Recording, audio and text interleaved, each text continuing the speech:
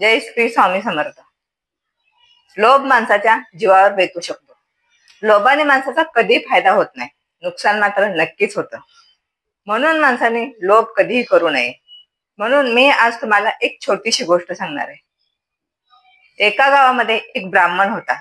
तो गावात पूजा अर्चना करून आपला उदरनिर्वाह करत असे. दुर्दैवानं त्या भागात दुष्काळ पडला.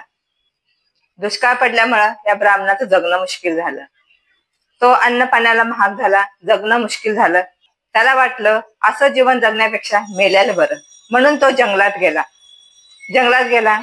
गेला असताना त्याला समोर एक वाघ दिसला. वाघाला बघून त्याला असं वाटतं की आपण ह्या वाघासमोर गेलो तर वाघाची भूक मिटेल आणि आपली मरण्याची इच्छा पूर्ण होईल. म्हणून तो वाघासमोर जाऊन उभा राहतो. ब्राह्मणाला समोर बघून वाघ मनुष्यवाणीमध्ये बोलतो की तू असा माझ्या समोर का उभा आहेस? त्यावेळी ब्राह्मण आपली सगळी कर्मकांडी सांगतो.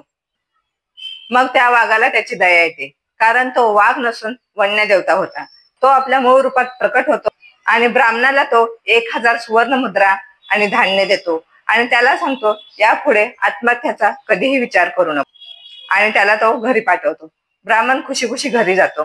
दुसऱ्या दिवशी एक सुवर्ण मुद्रा घेऊन तो दुकानात सामान खरेदी करण्यासाठी जातो. सुवर्ण मुद्रा बघून दुकानदार त्याला विचारतो की ही सुवर्ण मुद्रा तुझ्याकडे कुठून आली?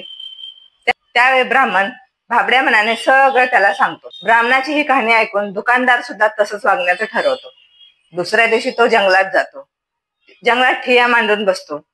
जंगलात ठिय्या मांडून बसला असताना त्याच्या समोर वाघ येतो.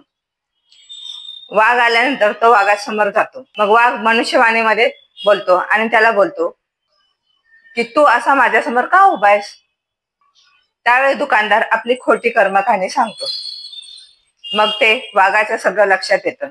वाघ त्याच्यावर हल्ला करतो आणि त्याला जखमी करून सोडून देतो आणि त्याला सांगतो की आता मी तुला सोडून देतो, कारण यापुढे तू असं धाडस करणार नाही. तुम्हीच सांगा, लोभ हे जीवावर बेतलं की नाही?